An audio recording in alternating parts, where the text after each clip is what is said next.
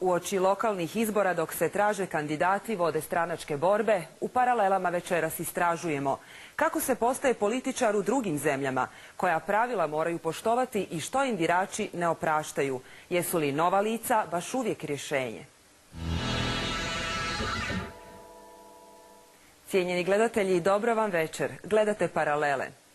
Nemam za koga glasati. Koliko ste puta to čuli ili rekli? Ljudi, osobito u kriznim vremenima, gube povjerenje i u političare.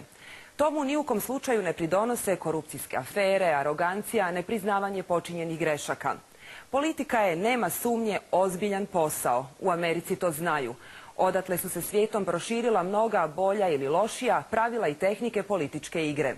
U tjednu kada je Barack Obama prisegnuo na drugi predsjednički mandat, Jasna Paro provjerila je kako se postaje političarom u Americi.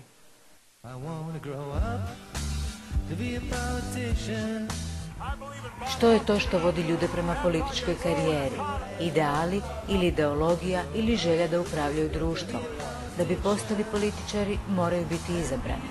Ipak ljudi im danas sve manje vjeruju, čak i oni koji su im dali glas. First and foremost, the competency, be able to do the job, integrity, be honest, and serve the people, not serve themselves.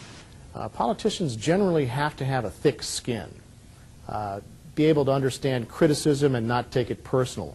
Listening is the best skill that I think any politician can have, because that's really, I think, what everybody wants to know, is that they are being heard. Tako govori Kathleen Dume, lokalna političarka iz države Maryland.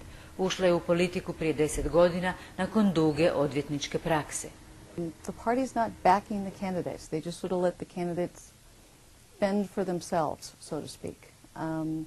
So I had just decided that I wanted to give it a try. And really, it was a matter of knocking on doors. And I didn't have a lot of money to do it, so I was really Xeroxing a piece of literature, knocking on doors, and just getting through that first election and made it through the primary. After that, the party will begin to help support you. Na lokalnoj razini sve je skromno. Ljudi uglavnom sve rade sami ili uz pomoć obitelji. I novac moraju sami nabavljati. Kathleen ima ured sa samo jednim zaposlenikom. It's Richard. So I really just have one staff person. We are paid by the state, and to be honest, the salary is $43,000 a year to be a legislator. But yes, you're right, that is not what is paying my mortgage, it is not what is primarily paying my mortgage. So it is my law practice that is the greater part of my salary. Većina zastupnika ima uz politički i redovni posao, jer parlamenti u američkim državama rade svega nekoliko mjeseci, pa su političari prisiljeni da u tom roku odrade sve zakone i budžet. The reason is that it's just too expensive to have a legislature in full time. A štednja nije jedini razlog. Američki su političari uvijek dolazili iz realnog sektora i od njih se očekuje da rade svoj posao, da ne budu samo političari.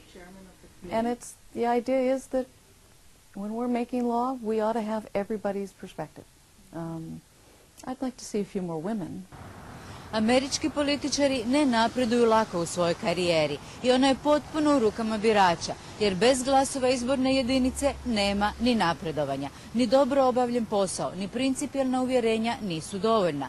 U ovoj zemlji važno je i ponašanje, jer postupci u osobnom životu i ponašanje u javnosti najbolje pokazuju da li su uvjerenja iskrena ili služe za političku karijeru. Mnogi su nestali iz politike poput Nixona ili su javno osramoćeni poput Clintona zbog nemoralnih manipulacija ili laži. Američki su birači strogi, oni na lokalnoj razini još i stroži, jer svaki tjedan mogu vidjeti svoje zastupnike i od njih tražiti da riješe njihove lokalne probleme. I believe a politician should be truthful and open with their dealings. Not necessarily all their personal stuff, but at least, open for people to see, above reproach, I would say. Well, in the United States, politicians generally are elected by a group or a geography of citizens. So they're dependent upon those citizens for their re-election. and they must cater to those citizens' needs. You have to be above reproach many times, but when democracy plays its best, it's in an environment where the citizens decide who they're going to send to their legislature, and those people they elect, you hope they're going to be better than the people that elect them, but sometimes they're no better or no worse than the people that elect them. That's democracy. Foley je i sam pokušao ući u politiku baš ovdje u Annapolisu, glavnom gradu države Maryland. Well, I ran for the state legislature. It's the Congress or the Parliament for the state of Maryland in 1990.